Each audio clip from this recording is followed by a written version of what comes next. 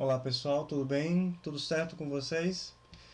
Nessa videoaula de hoje, eu vou abordar com vocês os fundamentos teóricos que explicam o fenômeno da ressonância magnética nuclear, da espectroscopia de ressonância magnética nuclear.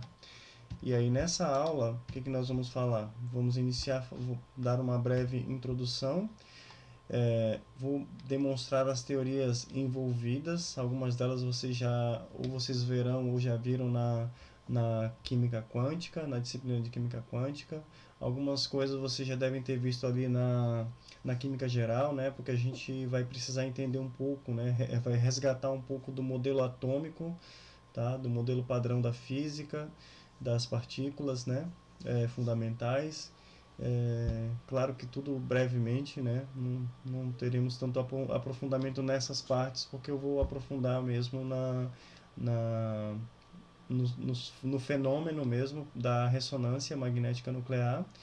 E então eu vou falar das propriedades magnéticas dos núcleos, tá? Que cada núcleo tem uma característica, e é graças a essas características que este fenômeno acontece, e de acordo com as diferenças dessas características, né? Que nós podemos diferenciar um núcleo do outro através da ressonância magnética nuclear, onde nós podemos fazer a ressonância de qualquer um dos núcleos da tabela periódica, né? Dos núcleos de átomos, né? Vou demonstrar como é que é o equipamento. Tem um videozinho que eu vou mostrar mais à frente. Vou mostrar como é que é o experimento, a característica do feed, né?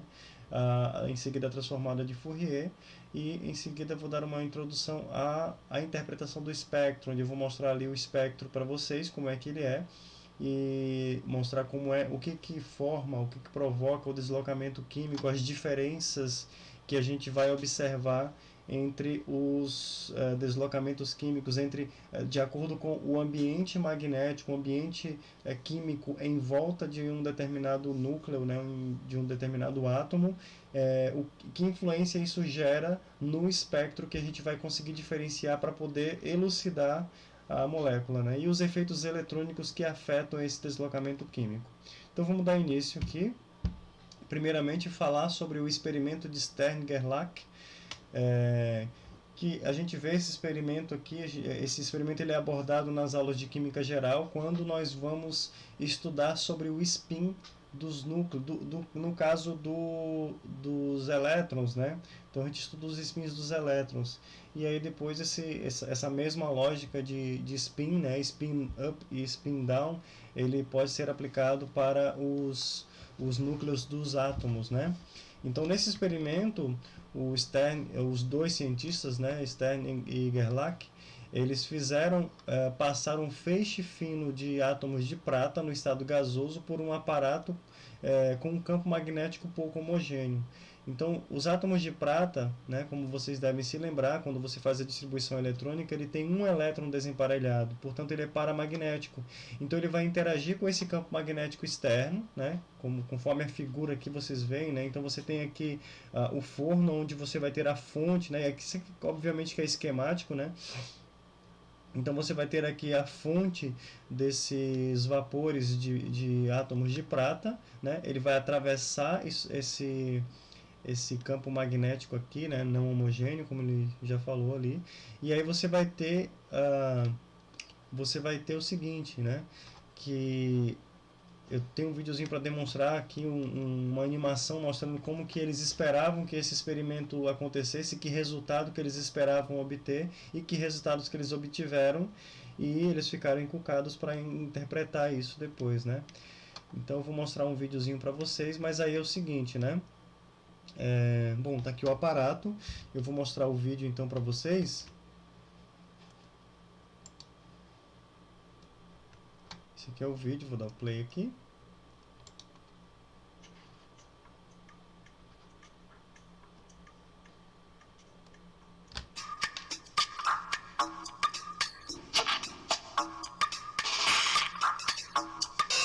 Então esse experimento aí simplesmente com um ímã, né?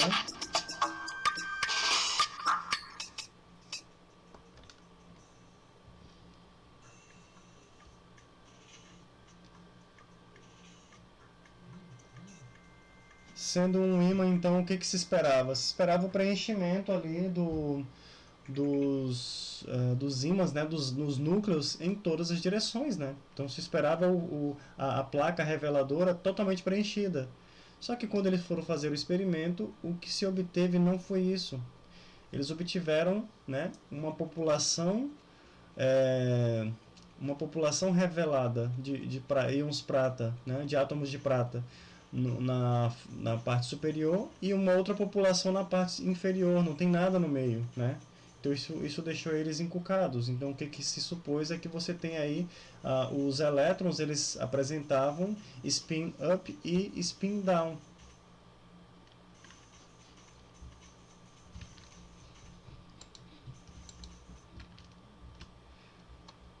Então, a explicação que depois surgiu para esse fenômeno que eles observaram era o spin, tá? Então, os elétrons, né, que são uma das partículas é, que fazem parte das partículas fundamentais, né?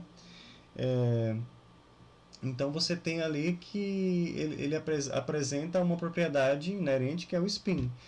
E o spin, apesar de a gente não poder dizer que o elétron é uma esfera, né, uma bolinha, mas e que o spin não tem exatamente não tem a ver com o giro, né? Apesar do nome, o nome também não ajuda muito, né? Spin, né? Que tem a ver com o giro, apesar de não fisicamente falando, né, utilizando aí os conceitos da física quântica, o elétron não é uma esfera e você não pode dizer que essa esfera gira, né, mas nós podemos utilizar esse modelo da mesma forma que eu consigo calcular, por exemplo, para utilizar a gravidade, né, como exemplo, a gravidade eu posso utilizar os cálculos considerando a gravidade uma força e também considerando a teoria da relatividade do Einstein, né, que diz que um corpo deforma o tecido espaço-tempo. Né? Então, eu posso utilizar um modelo de força e calcular e eu vou chegar no resultado,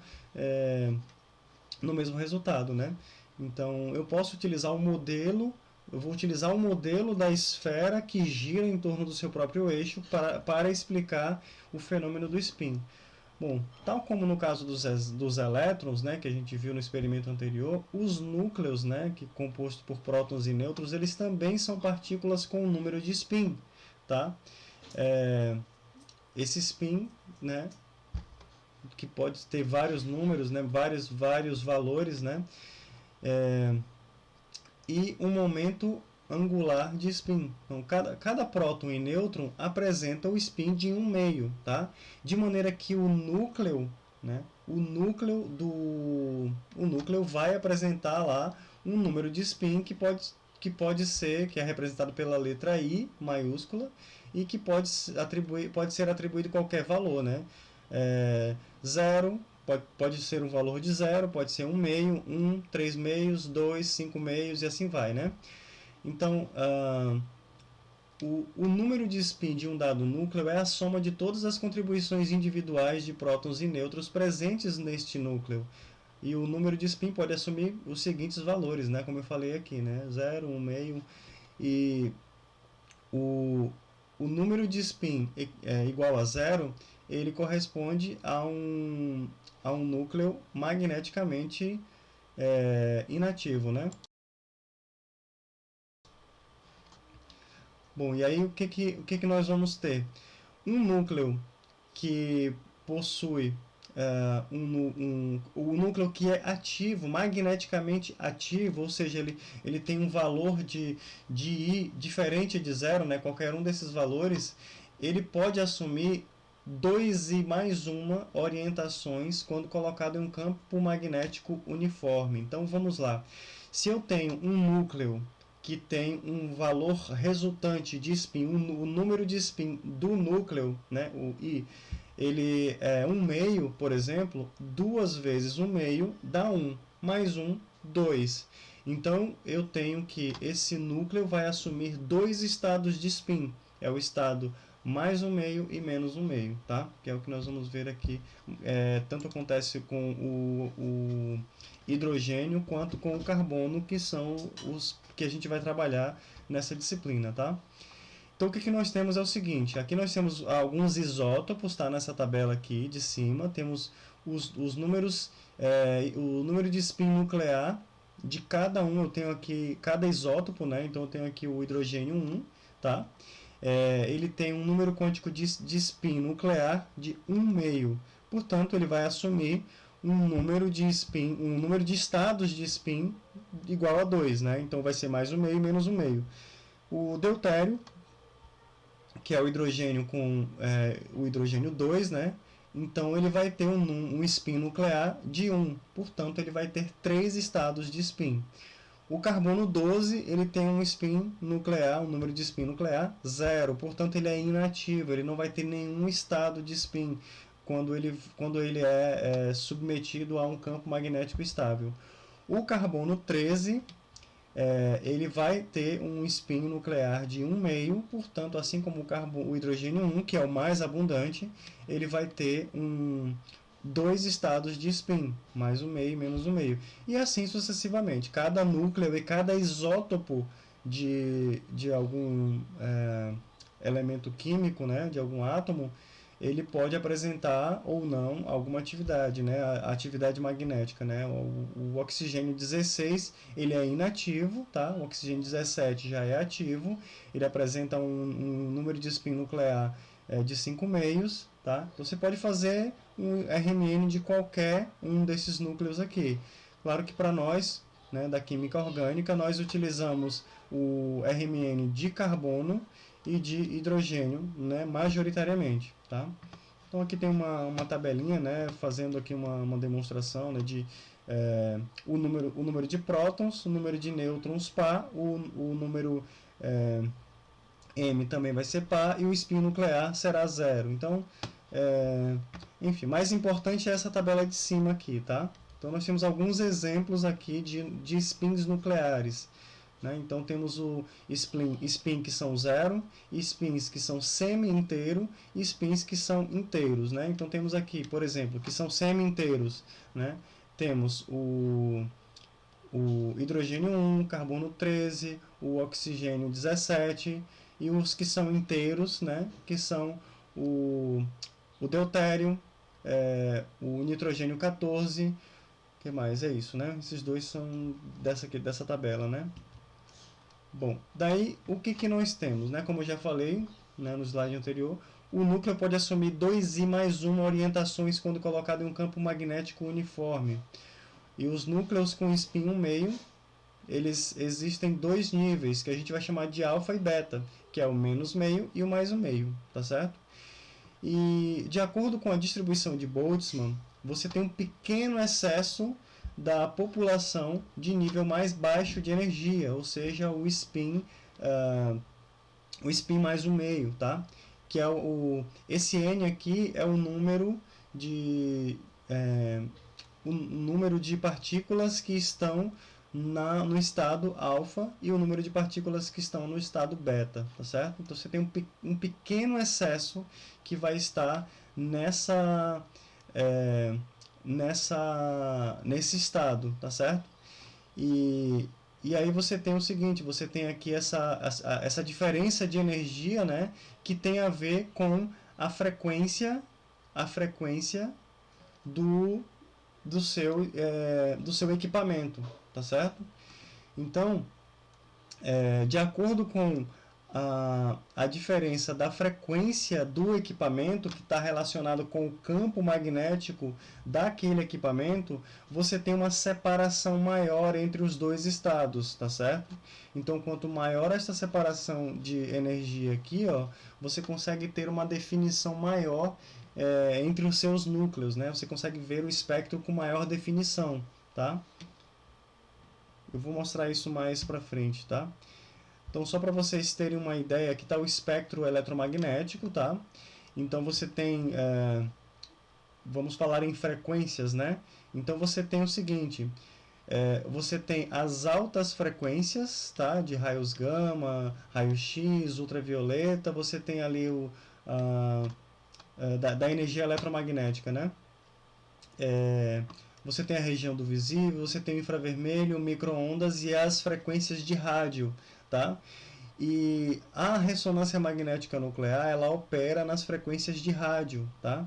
Então, por isso que às vezes a gente fala, né? A gente brinca que é como se a gente pegasse o equipamento e sintonizasse na estação do núcleo que você quer é, que você quer analisar, né? Você quer analisar carbono e hidrogênio, você sintoniza uma frequência. Você quer analisar fósforo, flúor, nitrogênio, selênio, telúrio, você vai selecionar, você vai sintonizar, né, entre aspas, a frequência daqueles núcleos, a frequência que aqueles núcleos vão entrar em ressonância, né? Bom, só para vocês também entenderem aqui, na ressonância magnética nuclear existe a chamada equação fundamental da RMN, tá? Esta equação fundamental ela relaciona matematicamente a frequência, que é a que eu tinha falado aqui para vocês, tá? Que a diferença de energia entre um estado e o outro estado está diretamente relacionada ela é diretamente proporcional à frequência. E a frequência ela é diretamente proporcional ao campo magnético, tá certo? Então, quanto maior o campo magnético, maior a frequência e maior o ΔE, tá certo? Maior essa energia aqui. Então, a equação fundamental da RMN, ela relaciona o campo magnético com essa frequência, tá?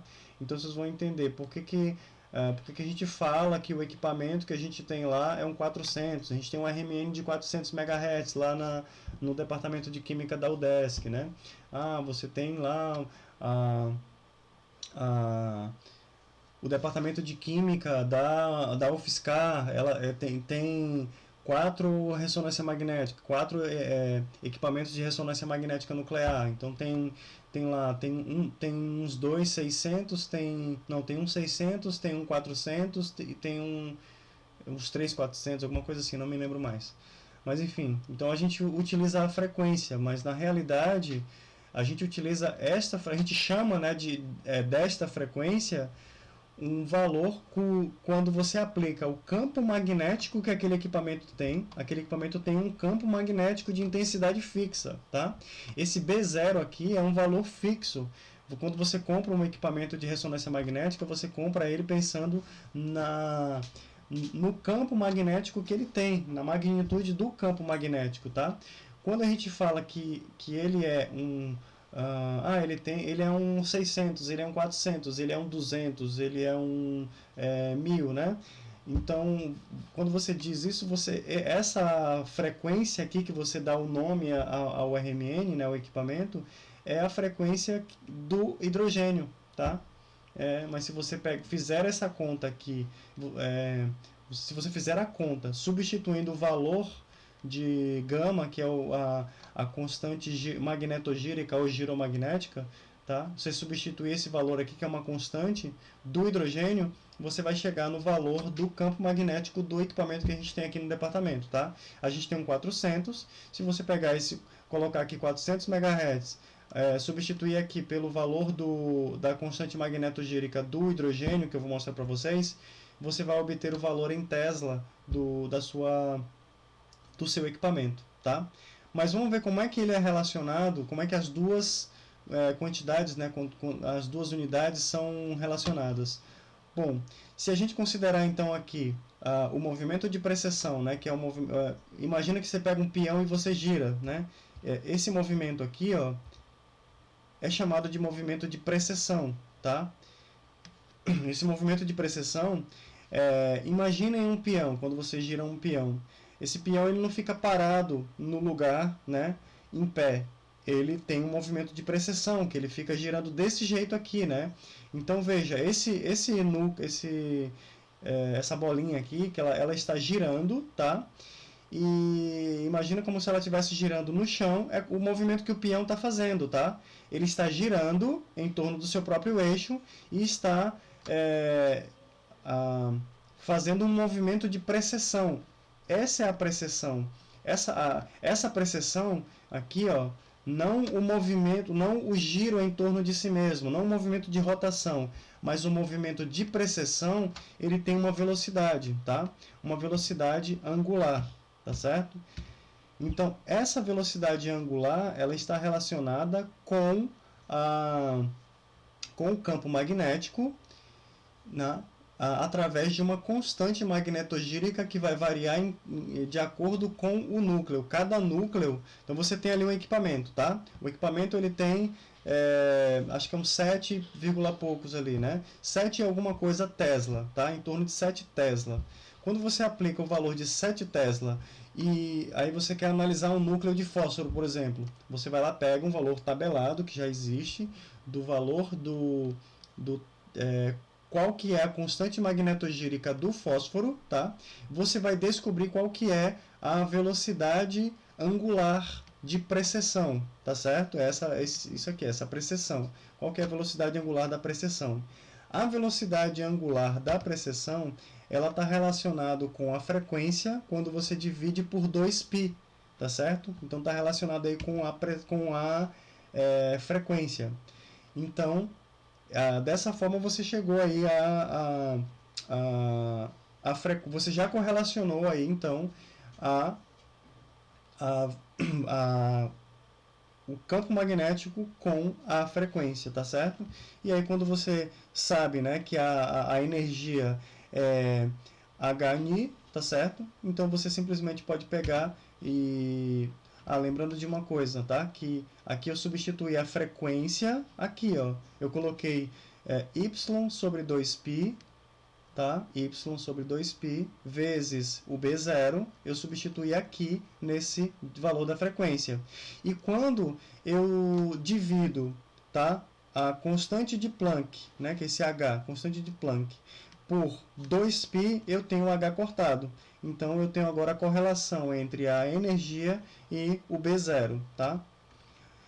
Lembrando que é o seguinte, eu estou explicando isso daqui, mas a gente não vai fazer esses cálculos, tá certo? É só para vocês entenderem os fundamentos. Eu sugiro que para vocês entenderem o fundamento, vocês até façam um cálculo, né? Peguem aí o valor do campo magnético do nosso equipamento, substituam o valor da constante magnetogírica e vão deduzindo para vocês entenderem, né? Para vocês terem esse feeling, né? Substitui outros núcleos, né? Vou fazer um RMN de nitrogênio, de oxigênio, de selênio, telúrio. O que acontece com a minha frequência? O que acontece com a velocidade angular de precessão? Acho que é interessante vocês fazerem isso para vocês terem um entendimento um pouco mais profundo, não ficarem só na superfície do conhecimento científico, né?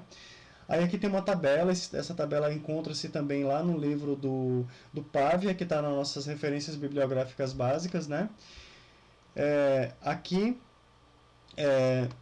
nessa tabela a gente tem as abundâncias, né, naturais de cada um dos isótopos, tá? E que são ativos na RMN, tá? O que a gente vai utilizar. E a razão magnetogírica ou giromagnética. Então tem livros que falam de um jeito, falam de outro, de núcleos comuns, tá? Lembrando que isso aqui é só o fundamento, isso aqui a gente não vai na prática, na análise de RMN mesmo, na análise do espectro, isso aqui a gente não vai utilizar o tempo inteiro, não vai ficar pensando nisso o tempo inteiro. Mas é importante para vocês entenderem da onde que surgem as coisas, né? Então, aí aqui eu tenho a intensidade do campo magnético em Tesla, tá? Eu posso variar aqui a intensidade do campo. Se eu não me engano, uns 9 Tesla ali o nosso equipamento, ó, porque veja, 7 Tesla é 300 MHz a frequência do hidrogênio, tá vendo? Então, quando eu digo que eu tenho um equipamento de ressonância magnética que ele é 300, que ele é 200, na realidade ele é um equipamento que ele tem um campo magnético, né, o B0 que ele tem lá, o campo magnético que ele é capaz de produzir é da ordem de 4,7 Tesla, e aí a gente chama ele de 200, tá? Porque majoritariamente os ressonância magnética nuclear são utilizados para análise de hidrogênio, tá? O que a gente mais faz, né, de análise é a análise de hidrogênio, tá certo? Mas temos os outros aqui, ó, pode observar. Os mesmos equipamentos, olha ali, ó. Deixa eu pegar no carbono, ó, a frequência do carbono, quando você aplica no mesmo equipamento, né, 7,05 Tesla, a frequência para o carbono é de 75, tá vendo? Megahertz, ó, tá vendo? Tá certo? Bom, agora como é que se obtém o sinal, né?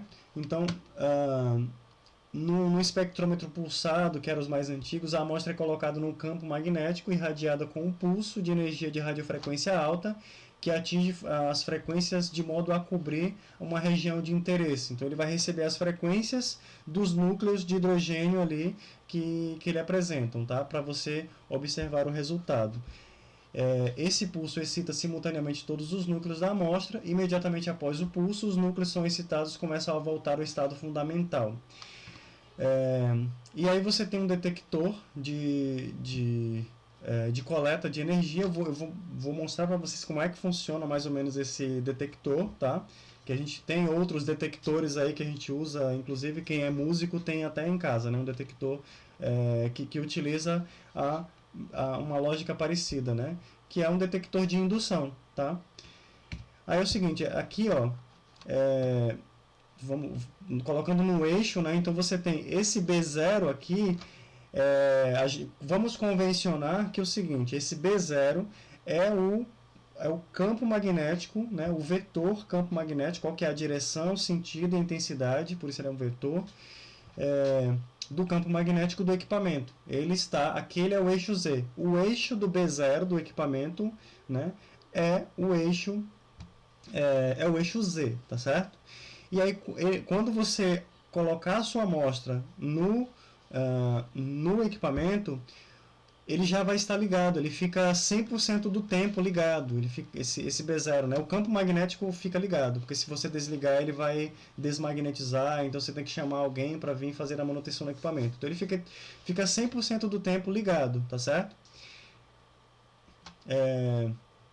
Então o que acontece?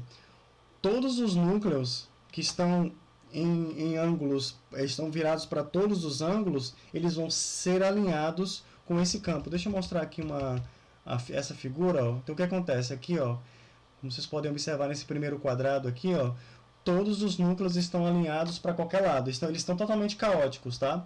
Então quando você adiciona a sua amostra no equipamento, você insere a sua amostra no equipamento, o que vai acontecer é isso aqui, eles vão ficar paralelos e antiparalelos ao campo magnético, tá certo? Ao eixo do campo magnético. Então, claro que com uma pequena população ali, N-alfa, tá certo? Uma pequena diferença, esse pequeno excesso, que é o que a gente vai enxergar no experimento de ressonância magnética nuclear. Porque, veja, tudo que acontecer com esse núcleo, o que acontecer com esse aqui vai cancelar, tá certo? Então, existe o que acontecer com esse daqui vai zerar, tá certo? Então, esse aqui é a mesma coisa. O que acontecer com esse, o que acontecer com esse aqui, eles vão se cancelar, tá certo? Mesma coisa aqui. Aí, esse pequeno excesso é o que eu vou enxergar, tá certo? É o que eu vou enxergar no meu espectro. É resultado do pequeno excesso, tá? Tá, então é o seguinte. Então a gente tem o eixo Z, que é o eixo onde está todo o meu campo magnético, onde os meus núcleos serão alinhados em paralelos ou antiparalelos a este eixo, tá certo? E aí o que eu faço? Eu tenho esse outro gerador de campo magnético aqui de radiofrequência, onde ele vai dar um pulso, tá? Em uma fração de segundos de, sei lá, 32 milissegundos. Ele dá um pulso e o que vai acontecer? Esse vetor M0, que é o resultante da precessão, tá certo? É o resultante da precessão, ele vai ser derrubado para o plano XY, tá?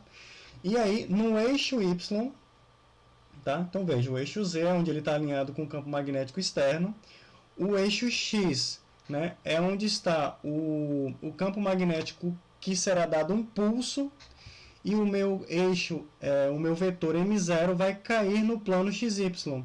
Quando ele cai no plano XY, quem detecta isso é um receptor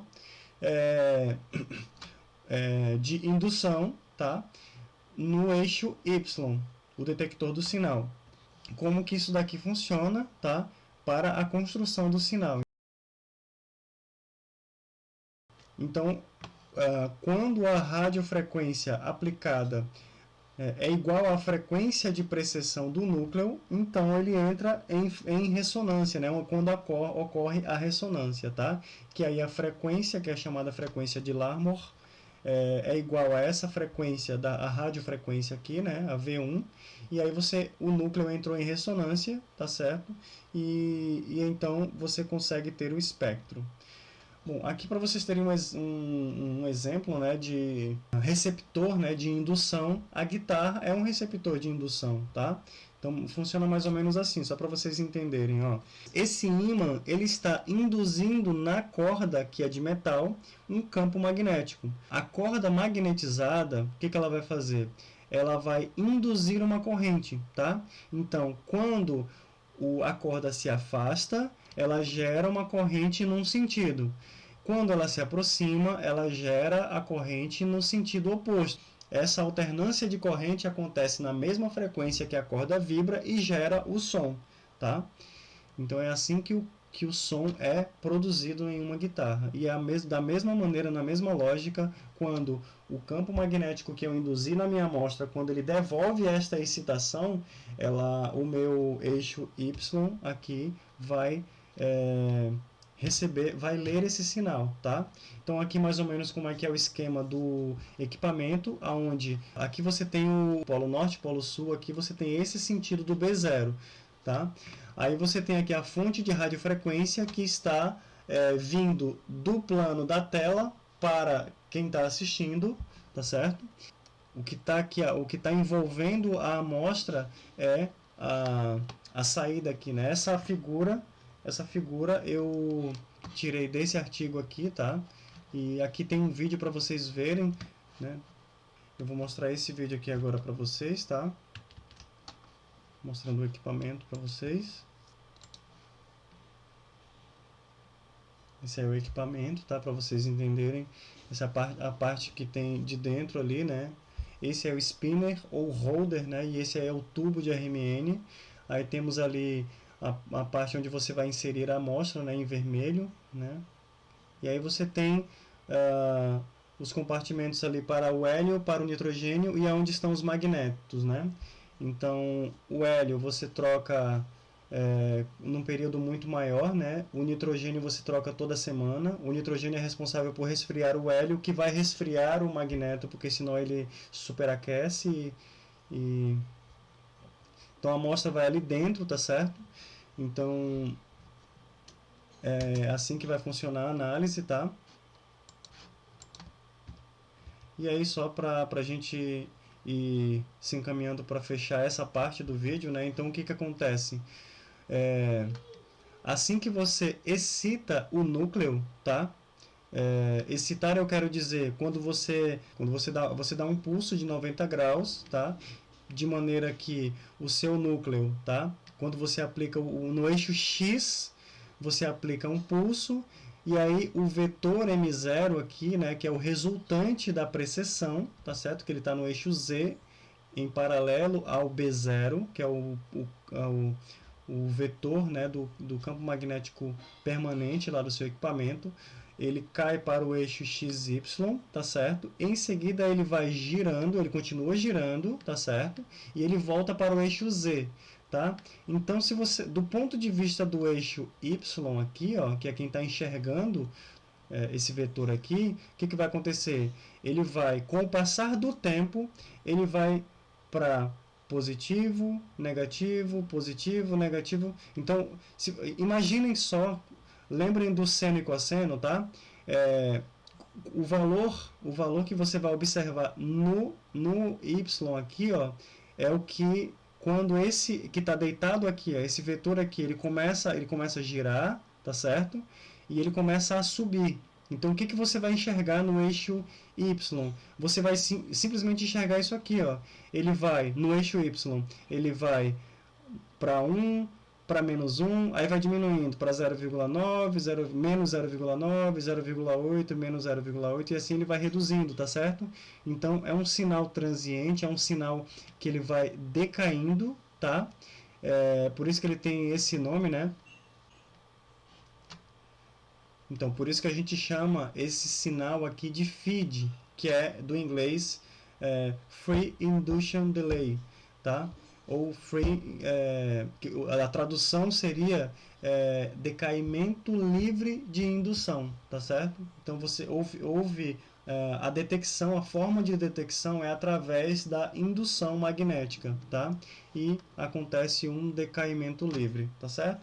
Então aqui para vocês verem a partir do feed, então é feita uma operação matemática de transformada de Fourier. Essa transformada de Fourier, então, ela vai converter o gráfico que está em função do tempo, em segundos, para um gráfico em função da frequência, tá? E aí, para não ficar, como a frequência seriam valores muito grandes, para não ficar um eixo X com valores absurdamente grandes, então, em vez de você utilizar a frequência lá em megahertz, você utiliza a frequência em ppm. Então, então você atribui um valor ao zero, e aí quantas partes por milhão, né, de frequência cada ponto significa, tá certo? Então aqui você tem 4 partes por milhão da frequência que eu considerei como zero, tá? Então eu vou finalizar essa primeira parte do vídeo e aí a gente vai para um outro vídeo fazer a segunda parte, tá certo? Então até a próxima videoaula, um abraço para todas e todos vocês, tá bom?